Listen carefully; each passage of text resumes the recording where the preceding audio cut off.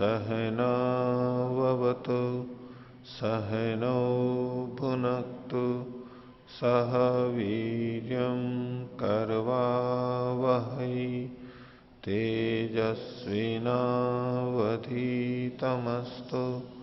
मा विद्विषावहै। ओम शांति शांति शांति। वेदांत दर्शन की 24वीं कक्षा, वेदांत दर्शन के प्रथम अध्याय के तृतीय पाद का 29वां सूत्र पिछली कक्षा में हुआ था। परमात्मा को सर्वव्यापक मानते हुए भी एक स्थान विशेष में उपासना चिंतन मनन का विषय ये चला और बताया कि चूंकि शब्द स्वयं इस बात को कहता है, परमात्मा के विभिन्न स्थानों को, विभिन्न नामों को, इसलिए ऐसा किया जा सकता है, कोई विरोध नहीं है। और चूंकि ये शब्द परमात्मा से ही निकले हैं, परमात्मा ने ही इनका उपदेश दिया है, इसलिए ये वेद नित्य है। अब इसके आगे कुछ और बातें इसी प्रसंग में 30वें सूत्र से आगे चलेगा। तो पिछले पाठ में से किन्हीं को पूछना है तो पूछ सकते हैं, बोलिए। ओम आचार्य जी, सूत्र संख्या 27, पृष्ठ संख्या 77। आचार्य जी, इस सूत्र में विरोधः कर्मणि इति चेत न अनेक प्रतिपत्तिर दर्शनात् बोला है, तो विरोध किस प्रकार ये विरोध दिखाना चाह रहे हैं और हेतु से उसका कैसे समाधान हो रहा है, वो पूरा ढंग से समझ में नहीं आया। ये विरोध तो ये उपासना कर्म में विरोध दिखा रहे हैं कि एक तो हृदय प्रदेश में आत्मा है और परमात्मा का ध्यान, उपासना, चिंतन मनन चल रहा है। अब इसकी जगह दूसरा कहीं करेंगे तो ये उससे विरोध हो गया ना। विषय तो ये लिया था कि जहां आत्मा है वहीं पर होगा, न परमात्मा को भी वहीं माना था, तो उसके भिन्न जगह पे दे रहे हैं, तो ये भिन्न भिन्न प्रक्रिया हो गई। एक जैसा होना चाहिए था, एक ही जैसा होना चाहिए था, तो यही बस उपासना का विरोध है। परमात्मा का चिंतन रूप कर्म, देश के भेद से उपासना का भेद, हेतु इनका बस इतना ही है, इससे अधिक कुछ नहीं है। देश के भेद से उपासना का भेद। आप भिन्न स्थान पर कर रहे हो तो ये तो भिन्न हो गई, फिर ये भिन्न स्थान पर कर रहे हो तो भिन्न हो गई, एक तरीका भिन्न हो गया, ऐसे उपासना का भेद होगा। तो इसका उत्तर इनका है कि भाई ये तो शब्द प्रमाण में भी ऐसा है, उत्तर बस इतना ही है, शब्द प्रमाण में अनेक प्रतिपत्ति है, अनेक प्रतिपत्तिर दर्शनात्, ऐसी अनेक प्रतिपत्तियां देखी जाती हैं। देखी जाती हैं मतलब श्रुति में प्रत्यक्ष होती हैं, मिलती हैं, साक्षात मिलती हैं, यही देखना है। अर्थात शब्द प्रमाण का ही सहारा लिया गया है। ये शब्द प्रमाण में ऐसा लिखा हुआ है, ऐसे में हेतु नहीं दिया गया अलग से, कोई युक्ति तर्क वो नहीं है यहां पर, वहां दिया भी नहीं जाता है, बहुत कम जगह दिया जाता है, सीधे शब्द प्रमाण का उल्लेख होता है। वो युक्ति प्रमाण आदि न्याय दर्शन या अन्य दर्शनों में एक अलग तरीके से चलते हैं, यहां तो शब्द प्रमाण ही सबसे मुख्य रहता है। क्यों ऐसा है? ऐसा लिखा हुआ है, श्रुति कहती है, बस इसके आगे कुछ नहीं चलता है। लिखा हुआ है और वो लिखा है वो जो ठीक ही है। तो ये भूपुनातु शिरसी आदि, इसमें हम अलग नाम और अलग स्थान देख रहे हैं, तो इससे स्वीकृत होता है, ये संकेत मिलता है कि अलग अलग स्थानों पर भी परमात्मा का किया जा सकता है, चिंतन मनन किया जा सकता है। बोलिए। यहाँ पर जो एक तो श्वेताश्वेतर उपनिषद का एक वचन दिए हैं, वचन देकर कह रहे हैं कि परास्य शक्तिर विविधा श्रूयते स्वाभाविकी जन बल क्रियाचा, उसका शक्ति विविध रूप से सुना जाता है और उसका जो जान बल और क्रिया है वो स्वाभाविक है। उससे जो बात इन्होंने उठाया था कि विरोधः कर्मणि इति, इसका समाधान किस प्रकार हो रहा है? विविध है वह परास्य शक्ति, इस परमात्मा की शक्ति सामर्थ्य विविध, अनेक प्रकार की है, तो अनेक प्रकार से उसकी स्तुति भी हो सकती है, और अनेक प्रकार से स्तुतियां होती हैं तो परस्पर विरोध नहीं होगा। आगे हमारे को ये संकेत मिलेंगे इसमें वेदांत दर्शन में कि उपासना की बहुत पद्धतियां प्रचलित थी, संध्या के अनेक प्रकार प्रचलित थे, एक नहीं था। मूलभूत बातें एक ही रहती हैं, परमात्मा से संबंधित मान लो वेद मंत्रों को लेके या वैदिक परंपरा में भी अनेक उपासना पद्धतियां प्रचलित थी। तो कई बार ये विचार या आग्रह मन में बन जाता है कि बिल्कुल ऐसा करे तो ही ठीक है, नहीं तो ठीक नहीं है। उपासना के समय बन जाता है। मान लीजिए वैदिक संध्या को ले लिया, अब कि चूंकि महर्षि दयानंद ने वो दिया है तो वही करना है, दूसरा किया तो ठीक नहीं है, ऐसा कुछ लोगों का आग्रह होता है। कुछ लोग फिर उसके अतिरिक्त भी करते हैं, वो भी करते हैं, उसके साथ साथ अलग भी कुछ मंत्रों का, शब्दों का प्रयोग करते हैं, कुछ विभिन्न प्रक्रियाओं को साथ में जोड़ देते हैं। तो वो मान लो किसी बड़े व्यक्ति ने बता रखा है, प्रतिष्ठित है, तो फिर वो चल जाता है। फिर उसकी परंपरा में, उस परंपरा में जो और करने वाले होते हैं वो अगर परिवर्तन करते हैं तो उस परंपरा वालों को लगता है कि ये तो अपनी मनमानी चलाने लग रहा है। ऐसा मान लो महर्षि दयानंद की उपासना का हो गया, अब उसको मानने वाले हैं, अब किसी ने उसी परंपरा वाले किसी बड़े व्यक्ति ने कुछ और भी चीजें जोड़ दी, वहां तो कोई आपत्ति नहीं करेगा। लेकिन उनके मानने वाले जो दूसरे हैं वो अगर कुछ इधर उधर करते हैं तो फिर अलग, भाई ये तो इन्होंने ये मनमानी कर रहे हैं, तो जैसा बड़ों ने बताया वैसा करना चाहिए, ये एक भाव आता है। कोई फिर कहते हैं कि जी हमारे को तो इस तरह से नहीं, हमारे को तो इस तरह से अच्छा लगता है। किसी की वैसे एकाग्रता बनती है, बोले मेरे को तो ये ठीक लगता है, मेरे को तो ये मंत्र अधिक प्रभावित करता है, मेरे को तो ये शब्द अधिक प्रभावित करता है, इस शैली से करता हूं। ऐसे भिन्नताएं बहुत दिखाई देंगी, तो भिन्नता स्वीकार्य है। विभिन्न उपासना पद्धतियां प्रचलित थी, एक ही बिल्कुल ऐसा ही करना है ये नहीं था, ऐसा हो भी नहीं सकता है। तो वो पहले से इतना उदार रहा है विषय, तो इसलिए इसमें आग्रह नहीं करना चाहिए। और मूलभूत जो तत्व हैं वो एक जैसे रहेंगे, उसमें विरोध नहीं आएगा। प्रक्रिया भिन्न हो सकती है, परमात्मा को भिन्न भिन्न गुणों से पुकारा जा सकता है। किसी को परमात्मा का कोई गुण अधिक प्रभावित करता है, किसी को कोई करता है, सबका एक जैसा नहीं होता है, अपना अपना ज्ञान, अनुभव इत्यादि संस्कार अलग अलग है। तो मूलभूत चीजों में अगर भिन्नता हो तो विरोध कहेंगे कि परस्पर विरोध है।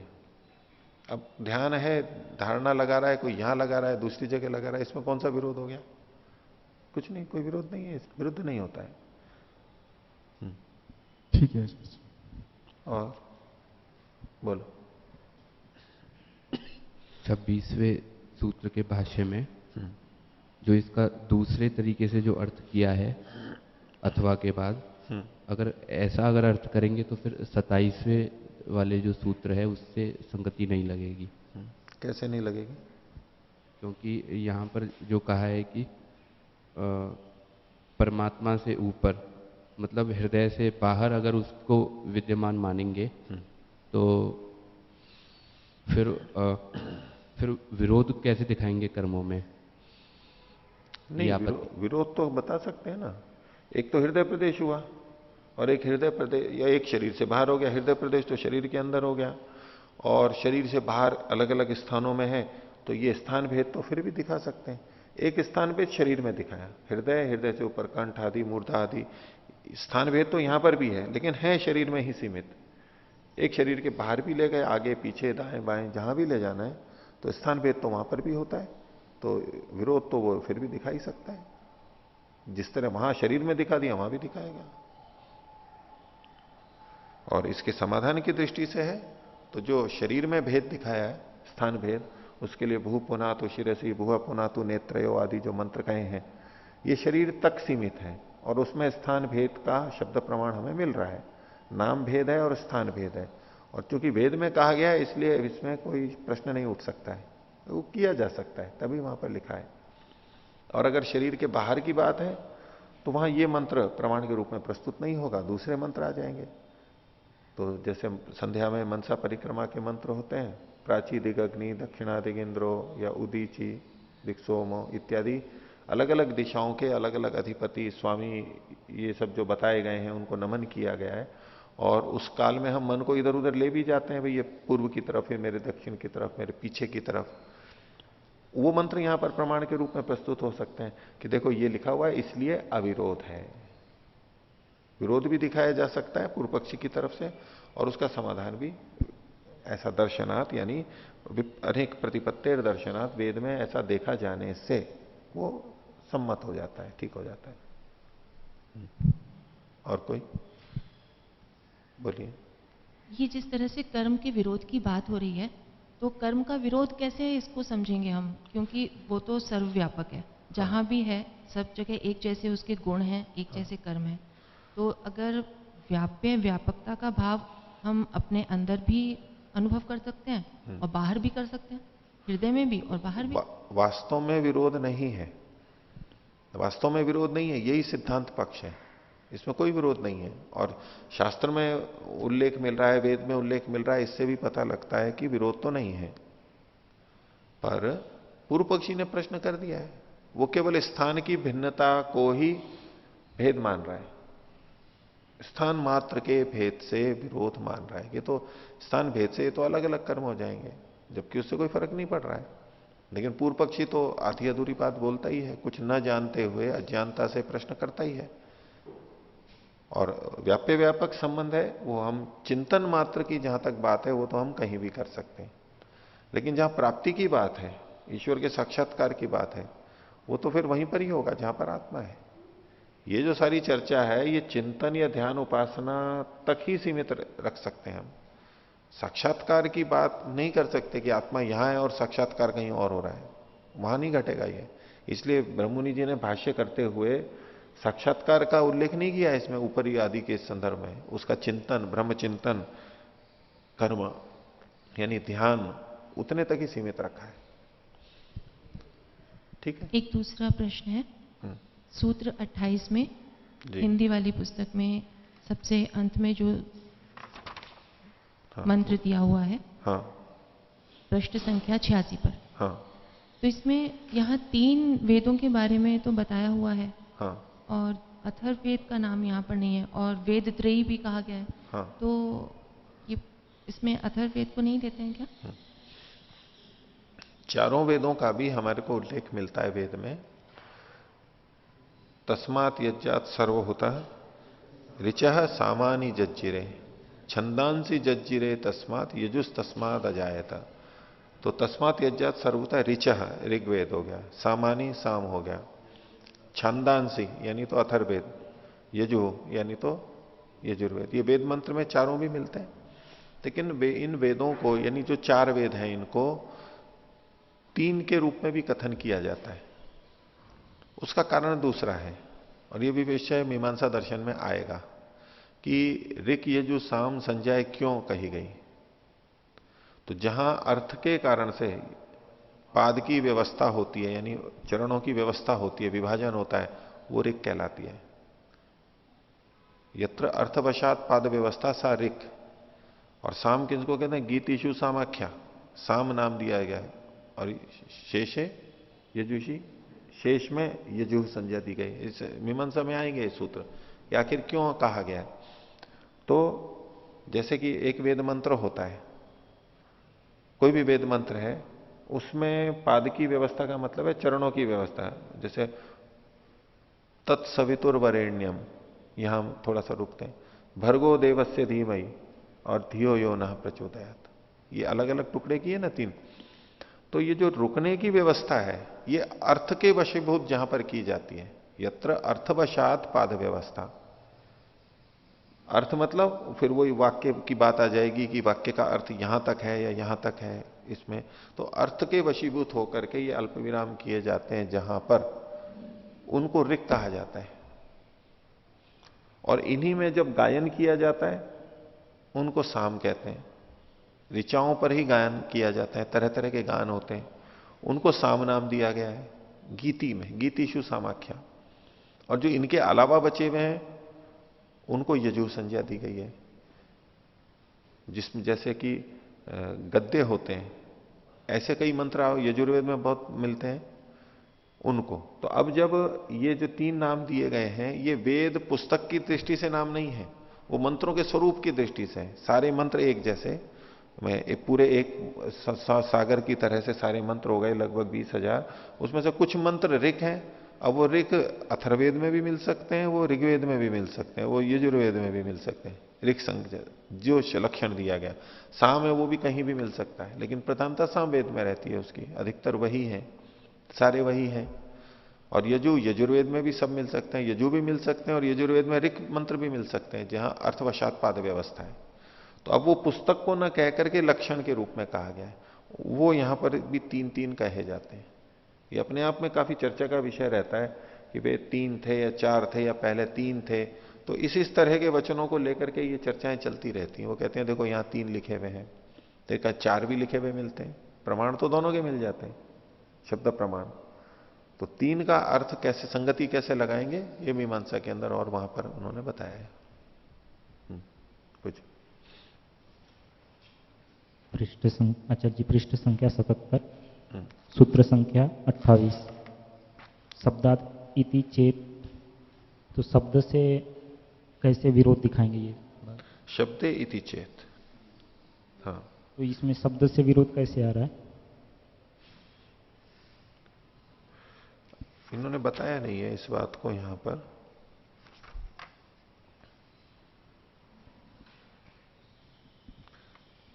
बताना चाहिए था वैसे, इसको उदयवीर जी ने दिया हो तो। इन्होंने अलग ढंग से किया है, इसको और देख करके फिर करेंगे। शब्द में परस्पर विरोध इस तरह कह सकते हैं, जो मैं संभावना रख रहा हूं कि वेद में यहां तो इस जगह कह दिया, यहां इस जगह कह दिया, अलग अलग कह दिया, तो उनमें परस्पर विरोध होगा ना। कैसे अलग अलग स्थानों पर परमात्मा को बताया गया। अच्छा, मतलब प्राची दिक में भी बताया, दक्षिण दिक में भी बताया, तो परस्पर विरोध हो गया ना। यहाँ तो ये कह रहे हैं कि पूर्व दिशा में, यहाँ कह रहे हैं कि दक्षिण दिशा में, यहाँ कह रहे हैं नेत्र में है, यहाँ कह रहे हैं कि श्रोत्र में है, यहाँ कह रहे हैं हृदय में है जी। इस रूप में शब्दों में ही परस्पर विरोध होगा। भाई एक ही जगह है, अच्छा सर्वव्यापक भी है और प्राप्त भी एक जगह होता है, तो बस सब जगह वेदों में एक ही जगह पे कथन किया जाना चाहिए था, फिर अलग अलग कथन क्यों मिल रहे हैं। तो इस तरह क्रिया में तो भेद हो रहा है, जो हो रहा है उसको तो इन्होंने मान लिया कि चलो संगत है, लेकिन शब्द में तो भेद आ रहा है। तो इसीलिए तो इन्होंने कहा इसको भेद नहीं कहो, अतः प्रभावात, परमात्मा से चूंकि ये निकले हैं इसलिए आप इसको भेद कह के गलत सिद्ध नहीं कर सकते। जो कह रहे हैं भेद है इसका मतलब है गलत है, ये कहना चाह रहे हैं, विरुद्ध है जी। ये कहीं कुछ कह दिया कहीं कुछ कह दिया, ये भेद दोष के रूप में प्रस्तुत किया जा रहा है। तो बोले ये दोष प्रस्तुत नहीं कह सकते, क्योंकि ये तो अतः प्रभावात, परमात्मा से ही तो उत्पन्न हुए हैं, वहां से जो भी कुछ आया उसको गलत कह ही नहीं सकते। न तो वेद मंत्रों को कह सकते और न सृष्टि को कह सकते, दोष किसी को नहीं दे सकते। यूं हम अलग ढंग से प्रकृति को दोष दे देते हैं परमात्मा की तुलना में या जैसे भी, लेकिन प्रकृति बनी है तो परमात्मा ने बनाई है, जो बनाई है वो सबसे श्रेष्ठ बनाई है। हम उसको दोष देंगे तो परमात्मा को दोष जाएगा, वो नहीं दे सकते। जो व्यवस्था है, जैसी व्यवस्था है, कर्मफल की जैसी व्यवस्था है, हमारा शरीर जैसा बना है वो अच्छे से अच्छा बना है, इससे बढ़िया नहीं हो सकता था। हम चाहे कितनी भी कल्पना कर लें, इससे अच्छा नहीं हो सकता था। तो ऐसे ही वेद मंत्र की बातें कितनी भी विरुद्ध होंगी वो सबसे अच्छी, इससे अच्छे नहीं, उससे निकली है, इसलिए संदेह नहीं कर सकते उसमें। ठीक है। और कोई बोलिए। ओम। आचार्य 77 पृष्ठ पर 26वें सूत्र, हाँ नीचे से छठा पंक्ति, हाँ, अपरमिदम आश्चर्यम यद देवताधिकरणम तो सूत्रावतरणम दत्तम। एक मिनट, नीचे से छठी पंक्ति है जी, साथ में। ठीक है, तो इसमें क्या पूछना है? ये कुछ समझ में नहीं आ रहा है, बताइए। देवताधिकरण। एक अन्य चीज और कहना चाह रहे हैं कि विचित्र, आश्चर्य मतलब विचित्रता को देख के हमारे को आश्चर्य होता है। तो ये कहने के एक और विचित्र बात यहां व्याख्या में की गई है, क्या कि यह देवताधिकरणम तो सूत्रावतरणम दत्तम अल्प विराम। सूत्र का जो अवतरण है, ये जो सूत्र लिया गया और इसके पहले शीर्षक देते हैं, अधिकरण का शीर्षक उन्होंने शंकर भाष्य में अधिकरण दिए हुए हैं। वहां अधिकरण में देवताधिकरण ये नाम दिया गया है, देवता आदि नहीं लिखा है वहां पर, बस देवता अधिकरण लिखा हुआ है। तो देवता शब्द ही आना चाहिए था, अधिकरण का नाम तो देवता अधिकरण। और नीचे जो कहा गया तो तद उपरि अपि, तो देवतादि करके उन्होंने अर्थ किया हुआ है। तो यद देवताधिकरणम तो सूत्रावतरणम दत्तम, और सूत्र व्याख्यायाम च देवादयो निर्दिष्टा, देव आदय, आदि पे इनको आपत्ति है कि देवा निर्दिष्टा है, देव ही कह देते हैं वहां पर, देवादय क्यों कहा, और आदय में फिर वहां पर ऋषि और योगी का जो इन्होंने संगति ली है कि आदि से ऋषि और योगी लेंगे और किसको लेंगे, तो अधिकरण जैसा किया था वैसा ही नीचे वर्णन होना चाहिए। अधिकरण का नाम कुछ, व्याख्या कुछ, ये एक विचित्रता या दोष इन्होंने और दिखाया। हो गया, बोलिए। आचार्य जी, पृष्ठ संख्या 76 और सूत्र 25, इसमें जो कहा गया हृदय अपेक्षा तो मनुष्य अधिकारत्वात्, परंतु पीछे जो प्रकरण चल रहा था वहां पर उदहर को मानकर उसका परमात्मा का वर्णन कर रही थी। हाँ। कि उसमें उस प्राप्त होता है, वहां आत्मा भी रहती है। हाँ। परंतु यहाँ तो इससे स्थूल ले लिया हृदय, मतलब नहीं, स्थूल नहीं दिया इन्होंने। वो हृदय प्रदेश या तो हृदय कमल, हृदय के पास वाला प्रदेश, ऐसे इस हृदय भी कहा जाता है उसको बहुत जगह पे। हृदय देश को, हृदय के समीप को भी हृदय ही कहा जाता है। नदी के तट पर जो कहेंगे वो नदी पर गया हुआ है। नद्याम घोषः जो वचन मिलते, तो समीप वाले को भी कह दिया जाता है, पास को। तो भाषा के प्रयोग है, कोई ऐसी अधिक बात नहीं है। और ठीक है, तो आगे देखिए।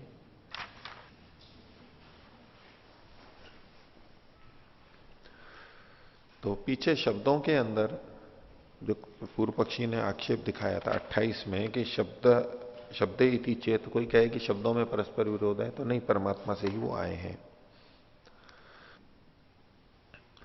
और ये कहना चाह रहे हैं आगे अब कि इस हर सृष्टि में वेद का ज्ञान मिलता है मनुष्यों के लिए। तो ये जो बार बार आते हैं, तो वहां पर भी भिन्नता हो सकती है। हर सृष्टि में अलग अलग होगा तो अलग अलग उपदेश होने लगेगा, ऐसा कुछ लोग मानते हैं। जब कहते हैं भाई मनुष्यों के लिए 4 वेद आए, तो भाई पिछली सृष्टि में तो कुछ और ढंग से आए होंगे, वहां 4 ऋषि अलग थे, यहाँ 4 ऋषि अलग हैं, और अगली सृष्टियों में पता नहीं क्या क्या होगा आगे। तो अलग अलग पृथ्वियों पर है, एक सृष्टि चल रही है, इसमें भी बहुत सारी पृथ्वियां हैं, बहुत जगह मनुष्य हैं। न वहां भी कौन से वेद हैं, वहां किस रूप में है, यही वेद हैं या कुछ और हैं। तो उसमें आता है कि भाई सब जगह अलग अलग होंगे। ये वेद तो हमारी इसी पृथ्वी के लिए हैं, और पृथ्वियों के लिए ये लागू नहीं होंगे, ऐसा कईयों का कहना होता है। इस बार आध्यात्मिक न्यास की गोष्ठी में एक सत्र का विषय भी इसी कारण ये रखा गया है कि वेद चारों वेद ये केवल इसी पृथ्वी के लिए हैं या संपूर्ण पृथ्वियों के लिए हैं, वहां भी ये लागू होते हैं। तो उसमें कुछ लोगों का जो कहना है नहीं, केवल इसी पृथ्वी के लिए है, बल्कि वो तो यहां तक कहते हैं कि इस पृथ्वी पर भी इस पूरी पृथ्वी के लिए नहीं है। भारत या इस खंड में जिसको आर्यावर्त कह लेते हैं, ये उसके लिए हैं, और उसके भी कुछ भाग विशेष के लिए हैं, ऐसा।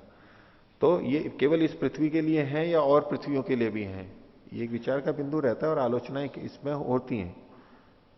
तो ये तो सबके लिए है और हर सृष्टि में है, और एक सृष्टि में भी सर्वत्र एक जैसे हैं। तो ये तो अब हमें सिद्ध होगा। अब वैज्ञानिक इस खोज में लगे हुए हैं, हो सकता है कोई और पृथ्वी उनको मिल जाए, तो मनुष्य रहते हैं, और हमें तो पूरा विश्वास इस रूप में रहता ही है कि वहां भी वेद मिल जाएंगे। और जब वहां वेद यूं के तो मिल जाएंगे, तो ईश्वरकृत रचना तो किसकी विजय होगी? वैदिक धर्म की विजय होगी, उनकी थोड़ा ना होगी। और जो मनुष्यकृत ग्रंथ है, वहां दूसरे ग्रंथ भी हो सकता है मिले, लेकिन यहां जैसे अन्य जिनको ईश्वरकृत ग्रंथ कहा जाता है, जो है मनुष्यकृत, वो तो जू के तो मिलेंगे नहीं वहां पर, वेद तो मिल जाएंगे। तो इसलिए उनकी विजय में हमारी विजय है, इसलिए उनकी उतनी आलोचना नहीं करनी चाहिए जितनी हम कर देते हैं। जितना जितना विज्ञान बढ़ेगा उतना उतना वैदिक धर्म आएगा। ठीक है, दुरुपयोग कर लेते हैं, प्रकृति का दोहन और ये सब स्वार्थ वशीभूत, वो एक अलग बात है। लेकिन ज्ञान विज्ञान की दृष्टि से कह रहा हूं, जितना ज्ञान विज्ञान बढ़ेगा, जितनी प्रामाणिकता और बढ़ेगी, जितनी सूक्ष्मता में चीजें जानी जाएंगी, वैदिक धर्म तो उतना स्थापित होगा ही, दो राय ही नहीं है उसमें। वैसा का वैसा ही होगा, किसी को भी, चाहे शरीर का शास्त्र हो, चाहे अंतरिक्ष भूगर्भ शास्त्र, हमारी बातें पुष्ट होती जाएंगी। और किससे तालमेल बनेगा? हमारा ही तो तालमेल बनेगा, हमारा मतलब वेदों का। सबसे अधिक तालमेल वही बनेगा। तो हमारे लिए तो इतने इतने लोग लगे हुए हैं, वो हमारे ही तरफ जाएंगे। वो अभी लग रहा है कि हमारे विरोध में कुछ कर रहे हैं। होती है विरोध भी, कुछ बातें हो जाती है, अभी नहीं मानते, लेकिन कुल मिलाकर के जैसे जैसे विद्या बढ़ेगी, जो सत्य बातें हैं वो सामने आती चली जाएंगी। अब पहले इतना बहुत सी चीजों के लिए सबको वेद पढ़ने का अधिकार है या नहीं है, शिक्षा का अधिकार स्त्रियों को भी है या नहीं है, विदेश जा सकते हैं नहीं जा सकते हैं। अब जैसे जैसे ज्ञान बढ़ गया, आज ये मुद्दा ही नहीं रहा, या तो नगण्य हो गया, उनको करने की जरूरत ही नहीं पड़ी। वो लोग लगे रहे, सारे ही लगे हैं, कौन मना करेगा। आज थोड़े से अंशों को छोड़ दो, महिलाओं को शिक्षा का अधिकार नहीं, महिलाओं को वेद के पढ़ने का अधिकार नहीं, सब खुला है ना आजकल, तो खुलता जा रहा है और खुलता चला जाएगा। ऐसे ही अंधविश्वास भी अपने आप हटते जा रहे हैं ना, जैसे जैसे विज्ञान आता है वैसे वैसे अज्ञान हटता ही चला जाएगा। तो जिसके पास शुद्ध ज्ञान है वो तो सिद्ध होता जाएगा, अज्ञान हटता चला जाएगा, वो मिथ्या सिद्ध होते जाएंगे, सिद्ध अपने आप सिद्ध होते जाएंगे, वो तो प्रक्रिया है। तो वेदों का ज्ञान अलग अलग सृष्टियों में हो रहा है। कोई कहने लगे कि भाई ये तो अलग अलग होंगे, अलग अलग मनुष्यों ने कहा नहीं, अलग अलग नहीं, एक ही जैसे होंगे। और ये हमारे को प्रमाणों से भी सिद्ध होता है। तो ये 30वें सूत्र में कहा, समान नाम रूपत्वाच आवृत्तौ अपि अविरोध अल्प विराम दर्शनात् स्मृतेश्च। समान नाम और रूप वाला होने से, अर्थात जो वस्तुएं हैं उनके नाम भी वही है समान, जो ईश्वर की दृष्टि से रखे गए हैं। बाद में तो मनुष्यकृत जो नाम है वो तो अलग अलग हो से हो ही सकते हैं, अपनी इच्छा से कुछ भी रख सकते हैं। जैसे हम मनुष्यों के नाम भी है जो अलग अलग रखे जा सकते हैं। अगली बार हमारे में से अगली सृष्टि में जब मनुष्य बनेंगे, नगर मुक्ति में नहीं गए तो हमारा यही नाम होगा जो अभी नाम है। ये कोई आवश्यक है क्या? कुछ भी नाम है, उस समय के माता पिता जो भी नाम रख देंगे रख सकते हैं। ऐसे ही वस्तुओं के नाम भी जो अलग अलग भाषाओं में रखे जा सकते हैं वो भिन्न भिन्न हो सकते हैं, लेकिन परमात्मा की तरफ से जो नाम रखे गए हैं, वेद के अंदर जो नाम है, वो तो हमेशा वैसे ही रहने वाले हैं। नाम और उनका रूप, उनका स्वरूप जो है, शास्त्रों का में भी जो नाम है और शास्त्रों का जो स्वरूप है, वस्तुओं पे भी घटा सकते हैं, लेकिन इन्होंने वेद को लेकर के कहा कि वो उसमें समान नाम रूपत्वात्, समान नाम और रूप होने के कारण से आवृतौ अपि, जब इसकी आवृत्ति होती है, यानी अगली सृष्टि में फिर वेद आएंगे, फिर अगली सृष्टि में फिर वेद आएंगे, इस रूप में जो आवृत्ति होगी, आवृत्ति होने पर भी अविरोध है, इसमें विरोध नहीं होता है परस्पर। कैसे पता लगा अविरोध होता है? अब इसमें कोई हम प्रत्यक्ष कर सकते हैं क्या? प्रत्यक्ष प्रमाण दे सकते हैं क्या? कुछ भी नहीं है हमारा प्रत्यक्ष प्रमाण इसमें। क्या हम अनुमान कर सकते हैं? अनुमान थोड़ा बहुत करेंगे, वो भी कुछ नहीं कर सकते। तो इसमें प्रमाण क्या काम करता है? शब्द प्रमाण ही काम करता है यहां पर। इसलिए शब्द प्रमाण के लिए इन्होंने कहा दर्शनात् स्मृतेश्च। दर्शन से मतलब वही प्रत्यक्ष हो गया। जैसे पीछे प्रत्यक्ष और स्मृति का कहा था उन्होंने, अनुमान का कहा था, प्रत्यक्ष और अनुमान। तो प्रत्यक्ष का मतलब तो वेद में साक्षात कहा गया, अनुमान का मतलब स्मृति ग्रंथों में। उसी को यहां दूसरे शब्दों में कहा गया दर्शनात्, यानी सीधे सीधे वेद में देखे जाने से, और स्मृतेश्च यानी स्मृति ग्रंथों में भी, अनुमित भी यही निकल के आ रहा है। भाष्य देखिए, शब्द से शब्द प्रमाण से वेदस्य, शब्दस्य को खोल दिया शब्द प्रमाण से, और उसका मतलब है वेदस्य, वेद का। नाम रूप समानत्वाच, नाम और रूप के समान होने से, यत प्रतिसर्गम आवृतौ अपि, हर सर्ग में, सृष्टि में, उसके प्रारंभ में, खलु ऋग यजु साम अथर्व नाम न, ये ऋग यजु साम और अथर्व नाम वाले तत्र मंत्राणाम, ये नाम तो हो गया, नाम यानी समान नाम, चारों वेदों के नाम यही रहेंगे हर सृष्टि के अंदर। और रूप को बता रहे हैं मंत्राणाम इयत्ताख्य रूपस्य च, मंत्रों की जो इयत्ता है उसका स्वरूप है, परिमाण है, जितनी संख्या के मंत्र हैं वो, और वो जिस क्रम से हैं वो आगे पीछे भी नहीं होंगे।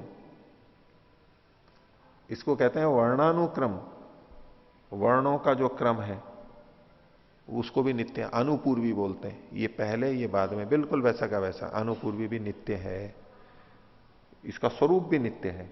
एक तो इयत्ता यानी आकार, कितने मंत्र हैं वो, उन मंत्रों का क्रम, मंत्र में भी शब्दों का क्रम, वर्णों का क्रम, वो सब बिल्कुल ऐसा कैसा रहेगा।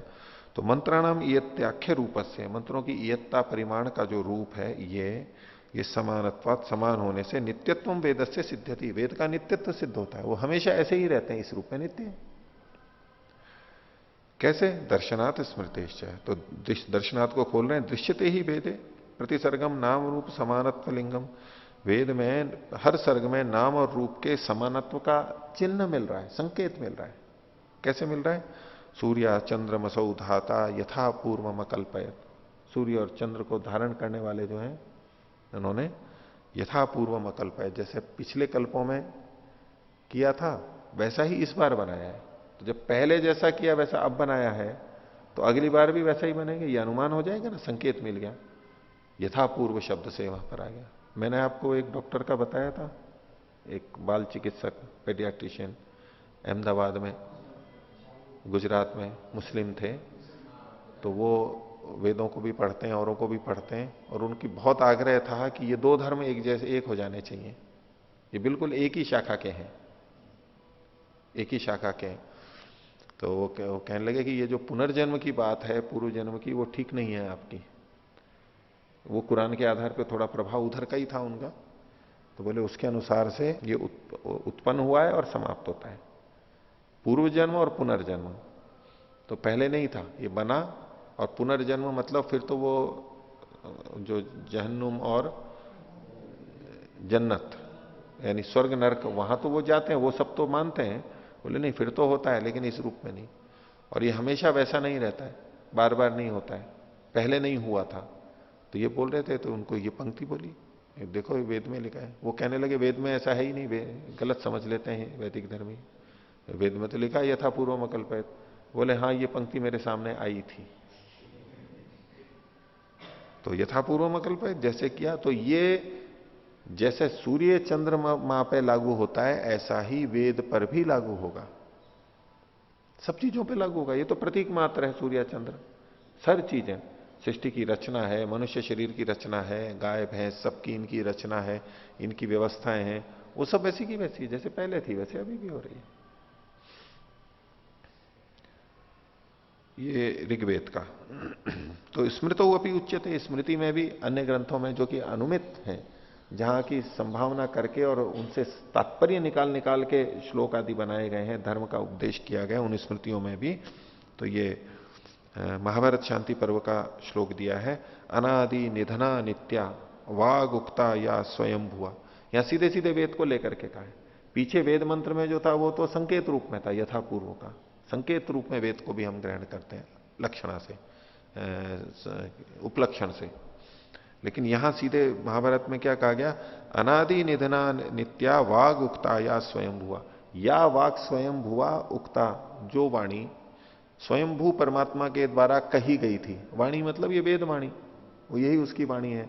स्वयंभू अपने आप में पहले से सिद्ध परमात्मा ने जो वाणी कही थी, कैसी थे, अनादि निधना नित्या, अनादि जिसका कोई आदि नहीं है, ये वाक उसने पहली बार तब कही थी जीवों के लिए, ऐसा कुछ नहीं है उसका, अनादि है वो, तो अनादि काल से चली है। और निधन, अनादि और अनिधना, अनिधना, निधन भी, समाप्ति भी नहीं है कि अब उसकी वेदवाणी कभी नहीं आएगी।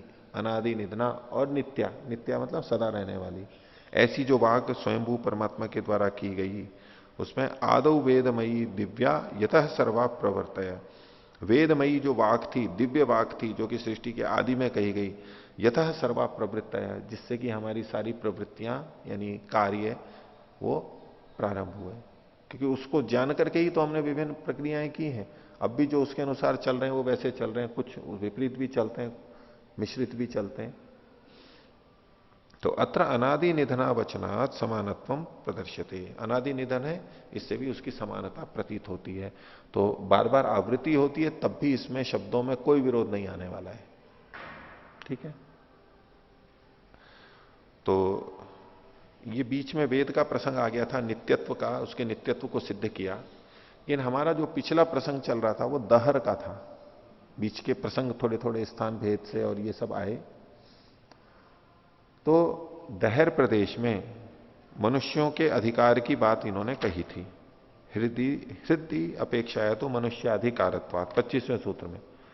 तो इसमें जो मनुष्य का अधिकार कहा गया, तो इस मनुष्य शब्द से तो आएगा कि मनुष्य मात्र का अधिकार है, परमात्मा की उपासना का अधिकार मनुष्य मात्र का है। और परमात्मा की उपासना वेद के माध्यम से की जाती है तो वेदाध्ययन का अधिकार भी मनुष्य मात्र को प्रतीत होगा, ये आएगा। लेकिन इसके ऊपर कुछ चर्चा चली जा रही है कि अलग अलग आचार्य कुछ अलग अलग मानते हैं। ऐसा कैसे? तो 31वें सूत्र में इन्होंने कहा, मध्वादिशु असंभवात अनधिकारम जैमिनी ही। जैमिनी मुनि ये मानते हैं कि मध्वादियों में मधुच्छंदा आदि कुछ ऋषि हुए हैं जो वेद मंत्रों पे मिलते हैं, उनकी जो सूची है, ऋषियों की जो सूची है, उसमें असंभवात न होने के कारण से, शूद्रों के नाम न होने के कारण से अनधिकारम, अधिकार नहीं है। शूद्रों को वेदाध्ययन का अधिकार नहीं है। यदि शूद्रों को भी वेदाध्ययन का अधिकार होता तो मध्वादि छंदों की सूची में, ऋषियों की सूची में उनका भी नाम होता।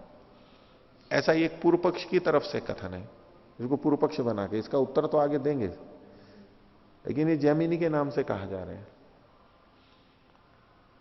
तो जैमिनी भी एक ऋषि थे, मीमांसा दर्शन के रचयिता थे। वो सब भी मीमांसा दर्शन में जगह जगह ये बातें आएंगी कि यज्ञ में किसका अधिकार है, किसका होना चाहिए, किसका नहीं होना चाहिए, इसकी भी काफी चर्चा है। स्त्रियों को अधिकार है या नहीं है, ये कर्मकांड से संबंधित बातें हैं और उसमें वचनों को लेंगे और युक्ति तर्क देके वहां पर करेंगे। और यज्ञ से संबंधित बहुत सारी बातें वहां पर आती रहती हैं, उसमें ये भी बिंदु आएंगे। तो यहां जैमिनी मुनि जो कि व्यास जी के शिष्य थे, उनका उल्लेख करते हुए ये बात लिखी गई कि उनको वेदाध्ययन का अधिकार नहीं था। खासतौर से यूं कहे उपासना का अधिकार नहीं था। प्रश्न तो मन हृदय में उपासना का है, उससे जुड़ा हुआ वेद का भी ले लिया इन्होंने, व्याख्याकारों ने। तो यहां हमें शुद्ध दो तरह से कथन में, जैसे आज भी प्रचलित है। एक है कि जन्म से, कि शूद्र परिवार में जन्म हुआ, कम पढ़े लिखे या न पढ़े लिखे परिवार में, अशिक्षित परिवार में जन्म हुआ, बस यही शूद्रत्व है कि वो ब्राह्मण का कार्य नहीं कर सकता, वैश्य का कार्य नहीं कर सकता, शूद्र का कार्य नहीं कर सकता, तो सेवा करता है। जन्मना नहीं है वैदिक धर्म के अंदर ये व्यवस्था, ये तो कर्मणा ही है। तो जो जिसकी शैक्षणिक स्थिति ठीक नहीं है, जो समझ नहीं सकता है, वो बहुत ऊंचे स्तर पर ये चीजें नहीं कर सकता। इस भाव से कुछ उन्होंने बात रखी होगी जो यहां कहा। लेकिन अभी तो यहां पर जिसको शूद्र कहा जाता है सीधे सीधे कर्मणा, और व्याख्याकार इसको जन्मना भी जो जन्मना मानते हैं वो जन्मना भी यहां पर बोलते हैं। इन सब चीजों से वो सिद्ध करते हैं कि देखो वेद पढ़ने का अधिकार सबको नहीं है, इन्हीं वचनों से। तो मध्वादिशु असंभवात अनधिकारम जैमिनी, जैमिनी ऐसा मानते हैं कि उनका अधिकार नहीं है। भाष्य देखिए, मध्वादिशु सूत्र में जो मधु कहा गया है, ये मधुच्छंद प्रभृतिशु वैदिक ऋषिषु, मधुच्छंदा आदि जो वैदिक ऋषि हुए हैं आज जो प्रसिद्ध हैं, उनके अंदर शूद्र से अनुपलम्भात, शूद्र का नाम वहां न मिलने के कारण से, शूद्र से, शूद्र की वेदे शब्दे यानी वेदे अनधिकारम जैमिनी आचार्यो मन्यते, वेद में उनके पढ़ने का अधिकार नहीं है। अगर इसको हम दूसरे ढंग से देखें कि भाई जो उस भाषा को नहीं जानता, जिसकी पठन पाठन में गति नहीं है, ऐसे मनुष्य होते हैं बहुत सारे, वो पढ़ाई में मन ही नहीं लगता है, वो पढ़ाई में कोई गति ही नहीं होती है उनकी, कितना ही पढ़ा लो नहीं। हाँ, कार्य सेवा करवाते रहो कर लेंगे, बाकी वो नहीं कर सकते। बल्कि ये नहीं अर्थ है कि शूद्र परिवारों में जो बच्चे जन्म लेते हैं वो नहीं पढ़ सकते, वो पढ़ सकते हैं, सब पढ़ सकते हैं। लेकिन किसी भी परिवार में, चाहे वो ब्राह्मण परिवार में जन्म लिया हो, माता पिता ब्राह्मणों, क्षत्रियों, वैश्यों, वहां भी कुछ ना कुछ बच्चे ऐसे रहते हैं, बच्चियां ऐसी रहती हैं जो पढ़ नहीं सकते, स्थिति नहीं है, लेकिन उनको जीवन तो चलाना ही है, कार्य तो करना ही है, समाज में कुछ ना कुछ सेवा देनी है। अथवा जो कम पढ़ पाए हैं वो सेवा का कार्य करते हैं, जो अच्छे योग्य हैं वो ऊंचे कार्यों में जाते हैं, उनकी बौद्धिक क्षमता अधिक है, वो उस तरह के कार्यों को श्रेष्ठ कर सकते हैं, उनका चयन उस तरफ हुआ, कोई ब्राह्मण बन जाता है, कोई क्षत्रिय, कोई वैश्य। तो जिसका विद्या में अध्ययन में अधिकार नहीं है, योग्यता नहीं है, वो वेद को कैसे पढ़ेगा? इस दृष्टि से उनका वेद का अधिकार नहीं माना जाता। जैसे कि आज के समय में कहें, मान लो विज्ञान का पढ़ना, विज्ञान को कठिन माना जाता है, तो जो अच्छी तरह नहीं चलता है, पढ़ नहीं पाता है, उसको विज्ञान में नहीं भेजते, फिर साइंस में नहीं भेजते, उसको आर्ट्स में, कला वर्ग में भेज देते हैं, या मध्य में तो कॉमर्स में, वाणिज्य में भेज देते हैं इत्यादि। और इसी तरह से विज्ञान में भी अलग अलग शाखाएं हैं। जब किसी की योग्यता नहीं है तो वो कठिन शाखा नहीं लेता है, वो कम में जाता है। तो ऐसे ही वेद पढ़ने का अधिकार, अगर योग्यता नहीं है तो वो उस जगह नहीं जाएगा, वो कर भी नहीं पाएगा, उसका समय भी व्यर्थ जाएगा और वहां कुछ गड़बड़ भी हो जाएगी। सूक्ष्म चीजों में, उतनी चीजों में विशेष व्यक्तियों को ही लिया जाता है। जैसे आजकल पायलट बनते हैं, ये जो युद्धक विमान है उनको उड़ाने वाले सामान्य व्यक्ति नहीं होते हैं, वो विशेष होते हैं, अंतरिक्ष यात्री होते हैं। वो शारीरिक दृष्टि से, बौद्धिक दृष्टि से संपन्न, योग्य है, वही चुने जाते हैं। हर किसी को नहीं किया जा सकता है। जैसे कुछ कार्य हैं, और नहीं तो यात्रा पे ही जा रहे हैं, मान लो ऊपर जा रहे हैं, मानसरोवर जा रहे हैं, तो हर किसी को थोड़ा ना जाने देते। इतनी लंबी यात्रा सहन नहीं होती, रोग होते हैं, नहीं जाने देते उनको, मर जाते हैं, नहीं तो हृदयाघात हो जाए इत्यादि। तो कहीं भी योग्यता को तो देखा जाता है, नहीं तो वो कर नहीं पाएगा, उसके लिए हानि भी होगी, अनुपयोगी होगा। तो इस दृष्टि से जैमिनी की बात हम वो परोक्ष रूप से मान सकते हैं कि जो जिसकी योग्यता नहीं है उसको वहां पर अधिकार नहीं है, वो नहीं करेगा, नहीं करना चाहिए उसको। आज भी वैज्ञानिक हर किसी को थोड़ा ना बना देते हैं। वह एमएससी नहीं कर रखी है, पीएचडी नहीं कर रखी है, उसको अध्यापक कैसे बना देंगे? अब चिकित्सक हैं, हम सब कहने लगे कि हमारे को भी चिकित्सा का अधिकार दे दो, तो घर में कर लें वहां तक ठीक है, लेकिन सार्वजनिक रूप से यदि कर रहे हैं तो सरकार का नियम काम करेगा, क्योंकि सरकार तो जनता के हित के लिए काम करेगी। कोई भी बैठ गया और अब जैसे आंख फोड़ का कांड हो जाते हैं और कुछ हानियां हो जाती हैं, जबरदस्ती ऐसे डॉक्टर बन जाते हैं डॉक्टर के नाम पे, और लोगों को कितनी हानि होती है, उसका जिम्मेदार कौन है? सरकार ही होती है। सरकार को नियम बनाने होते हैं, क्योंकि जनता, अगर कोई वैद्य के रूप में, चिकित्सक के रूप में बैठा हुआ है तो सरकार की तरफ से स्वीकृत होना चाहिए। जनता हर किसी की परीक्षा थोड़ा ना करेगी, वो तो नाम लिखा हुआ है, देखा है तो जाएगी वो।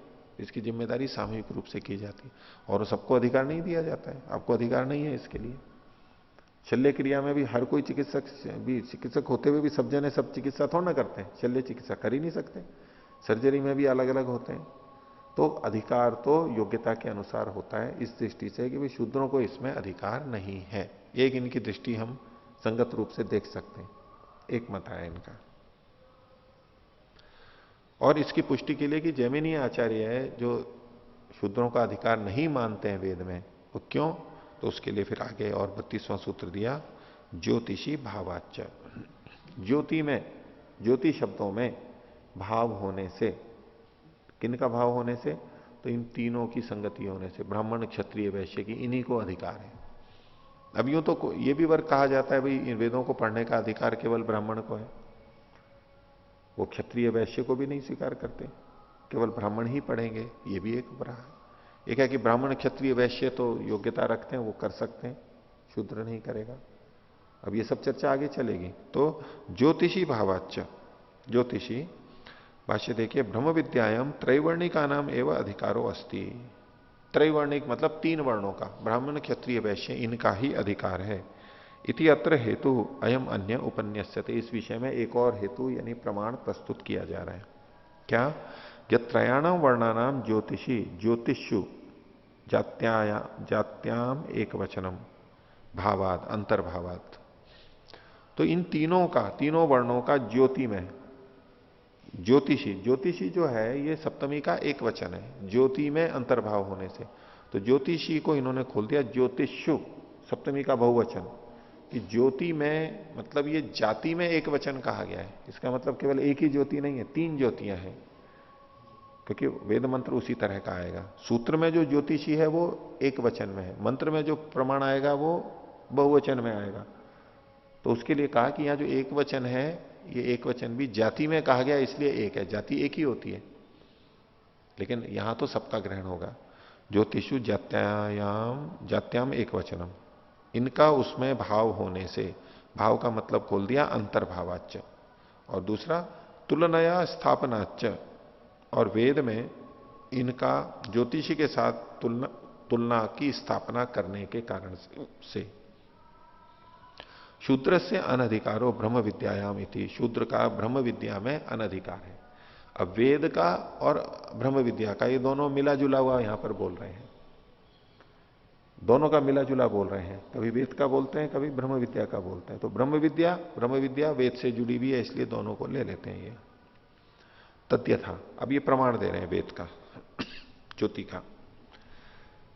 तो ये यजुर्वेद का मंत्र है, 8वें अध्याय का 36वां मंत्र, यस्मान न जातः परो अन्यो अस्ति य आविवेश भुवनानि विश्वा प्रजापति प्रजया संरराण त्रीणि ज्योतिंशी सचते स षोडशी। ये त्रीणि ज्योतिंशी, तीन ज्योतियां, इसको ये ज्योति शब्द से कहना चाहते हैं। और तीन शब्द यहां पर लिखा हुआ है। इससे ब्राह्मण क्षत्रिय वैश्य का ये लोग ग्रहण करते हैं। टीकाकार ब्रह्ममुनि जी ने भी ऐसा ही किया। महर्षि दयानंद के भाष्य में कुछ अलग ढंग से है। तीन ज्योतियां वहां पर उन्होंने, ज्योति मतलब प्रकाश, तो सूर्य, विद्युत और अग्नि, तीन जो ज्योतियां हैं, जो देवता हैं, सूर्य ऊपर हो गया, विद्युत बीच में आकाश में बादल में हो गया, और धरती के ऊपर अग्नि, ये तीन ज्योतियां, उस तरह से उन्होंने अर्थ किया है। लेकिन यहां इन्होंने त्रीणि ज्योतिंशी का अर्थ किया है ब्राह्मण क्षत्रिय वैश्य।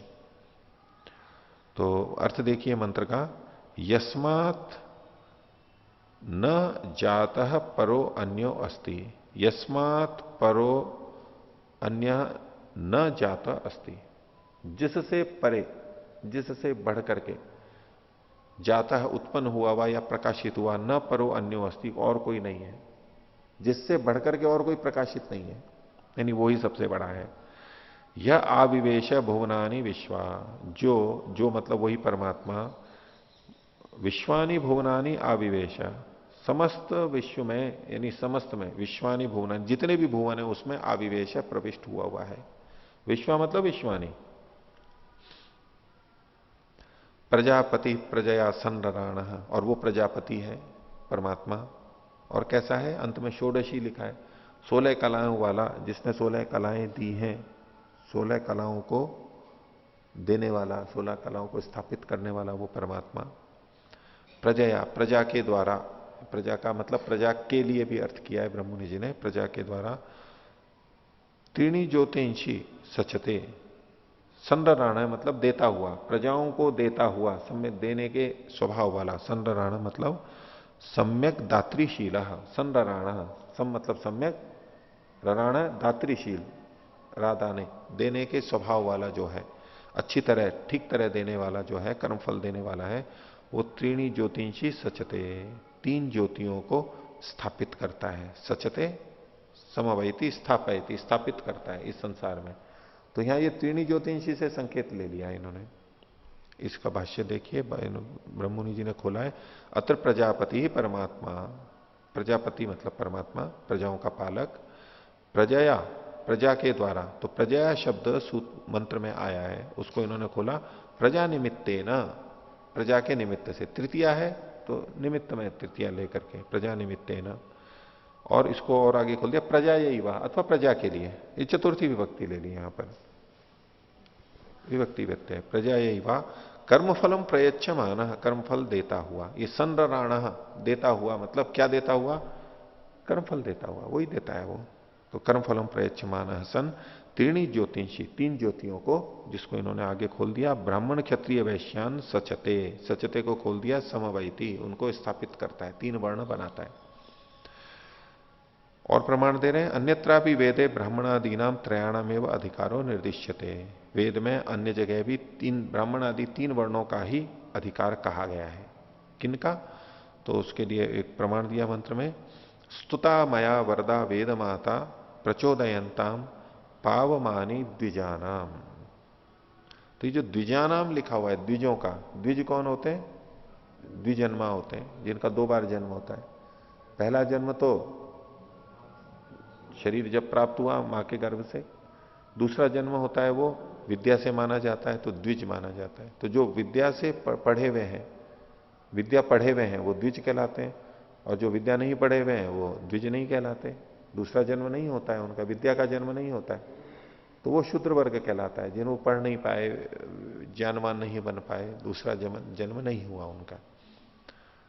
तो ये बोले कि स्तुता मया वरदा वेद माता, मेरे द्वारा ये वरदा, वर को देने वाली वेद माता, स्तुता मतलब प्रस्तुता, प्र को लेंगे, ये प्रचोदयंताम है, इसमें प्र को अलग कर लेंगे, प्रस्तुता, प्रस्तुत बोलते हैं, प्रस्तुत की गई, किसके द्वारा, परमात्मा के द्वारा। परमात्मा कह रहा है मेरे द्वारा ये वेद माता, वर को देने वाली वेद माता प्रस्तुत की गई है, मैंने इस वेद माता को दिया है, वेद को दिया है तुम्हारे लिए।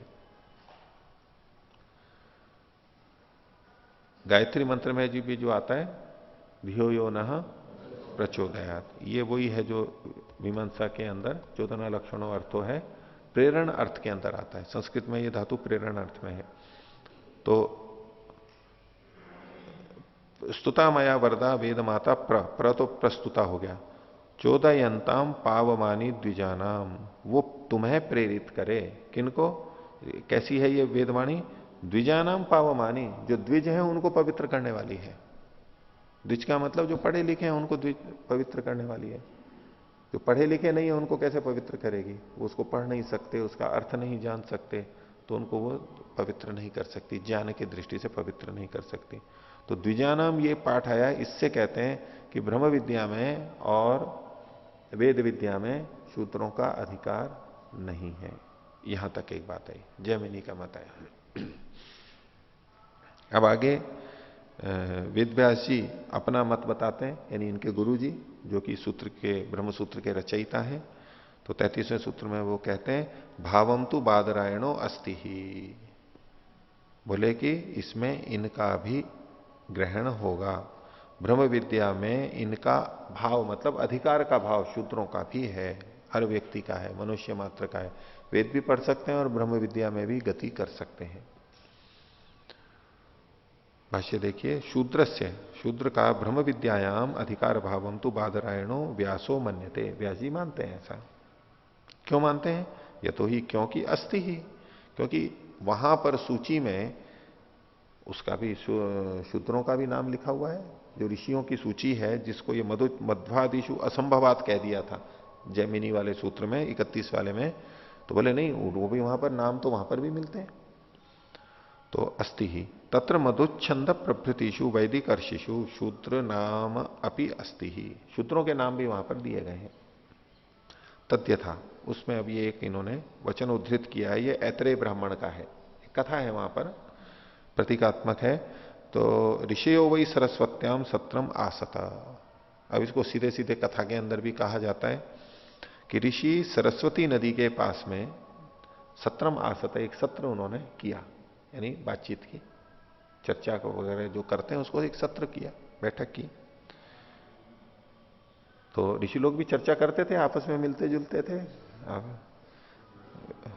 गोष्ठियां होती थी। हाँ, ते कवशम ऐलुषम सोमाद अनयन, उन्होंने कवश ऐलुष को, कवश ऐलुष एक नाम है जो कि ये शूद्र ऋषि के, एक व्यक्ति का नाम है जो शूद्र कहा जाता है, उसको सोम से, अनयन सोम से दूर कर दिया, उनको सोमपान नहीं करने दिया उसको।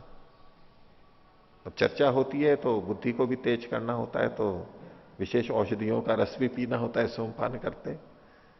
जो आजकल भी गोष्ठियां होती हैं उसमें अच्छे से अच्छी सारी चीजें रखी जाती हैं, उनको फलों के रस हैं, दूध हैं, और जो वो पीते हैं अच्छा भोजन और वो सब आजकल जैसे रखा जाता है, तो वो सोमपान से उसको अलग कर दिया, अरे इसको सोम नहीं पिलाएंगे। क्यों?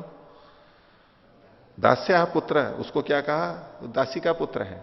अब दासी का पुत्र है, दासी मतलब सेविका, तो दासी का पुत्र है, उसको शूद्र मान करके कथन करें, दास्य पुत्र कि तो वो अब्राह्मण, तो जुआरी है, अब्राह्मण है, कितवा जुआरी है। कथम नो मध्य दीक्षिष्ट इति, तो हमारे बीच में दीक्षित कैसे हो सकता है, हमारे बीच में सब प्रतिष्ठा पूर्वक यहां कैसे बैठ सकता है? तम बहिर्धन्वो दवहन, धर्म धन्व उदवहन, उसको वहां से बाहर धन्व प्रदेश में, सूखे प्रदेश में, मरु प्रदेश के अंदर उसको भेज दिया कि तो वहां जा, तो वहां भेज दिया। और अत्रैनम पिपासा हंतु, इसको वहां पर प्यास मार देवे, क्योंकि वहां पानी तो मिलेगा नहीं रेगिस्तान में, तो निर्जल प्रदेश में वो प्यास से मर जाए। सरस्वत्या उदकम मां पादिति, ये सरस्वती का उदक ना पिए, जल ना पिए, क्योंकि ये सरस्वती नदी के किनारे कर रहे थे। सरस्वती तो बहुत विशेष नदी है, सरस्वती नदी विद्या की, सरस्वती को विद्या की देवी कहा जाता है, तो सरस्वती का पानी पिएंगे तो विद्या आएगी। सरस्वती नदी के किनारे करते थे। स बहिर्धनवोढ़ा पिपासया वित्त एतत् अपोनप्रियम अपश्यत, तो वह वहां पर जाना ही पड़ा, बहिर् का निष्कासित कर देते हैं तो जाना पड़ जाता है, गए वो भी। तो वहां सूखे प्रदेश में पिपासा से वो वित्त बहुत व्याकुल हुए, दुखी हुए, और उस अवस्था में उन्होंने अपोनप्रिय सूक्त को देखा, उसका साक्षात्कार किया। अपोनप्रिय सूक्त, उसका देवता अपोनपात है, अपोनपात नाम के देवता हैं उन सूक्तों के। अपोनपात, अपोनपात। तो ये ऋग्वेद के 10वें मंडल के 30 से लेके 34वें सूक्त हैं। 30, 31, 32, 33, 34, 30 से 34 10वें मंडल के ये अपोनप्त्रिय सूक्त या अपोनपात देवता वाले सूक्त कहे जाते हैं। तो इनका उसने दर्शन किया और इनके ऋषि जो है वो कवश ऐलुष हैं जो यहां पर कहे गए हैं। तो इसके ऊपर ये कह रहे हैं कि अपोनप्त्रिय सूक्त से स ऋषि संजाता, इन सूक्तों का वो ऋषि हो गया। इति कथने ना, इस कथन से मधुच्छंद प्रवृत्तिषु वैदिकर्षिषु शूद्रस्य कवश ऐलुषस्य वर्णनो उपलम्भात शूद्रस्य अपनी अधिकार सिद्ध। इस सूची में देखो, ऋषियों की सूची में कवश ऐलुष का भी नाम लिखा हुआ है। ये तो शूद्र था। दास्या पुत्र ये लिखा हुआ है कितवा अब्राह्मणा। तो इससे पता लगता है कि शूद्रों को भी वेद का अध्ययन का अधिकार था, वो तो ऋषि तक भी बन जाते हैं। अन्यच वेदे तो शूद्र से अधिकार स्पष्टम उपलब्ध थे। वेद पढ़ने का अधिकार शूद्र का स्पष्ट ही मिलता है। तो उसके लिए यजुर्वेद का मंत्र दिया, यथेमाम वाचम कल्याणीम आवदानी जनेभ्य। ये जो कल्याणी वाणी है, मेरी जो कल्याणी वाणी है, आवदानी जनेभ्य, सब मनुष्यों के लिए बोलो, इसको बोलने लायक है। ब्रह्म राजन्याभ्याम शूद्राय चार्याय च स्वाय चारणाय च। तो ब्रह्म के लिए, ब्राह्मण के लिए, राजन्य क्षत्रिय के लिए, शूद्र के लिए, अर्य के लिए, चार्य च अर्याय, अर्य जो वैश्य हैं उनके लिए, और स्वाय चारणाय च, और भी जो अपने हैं और जो चारण वगैरह हैं जो हैं उनके लिए भी ये कहा गया। तो इसमें कहते हैं कि इन सब के लिए ये उपलब्ध है। तो वेद में तो ये स्पष्ट ही कहा गया है। तो वेद पढ़ने का अधिकार मनुष्य मात्र को है, मनुष्य मात्र को।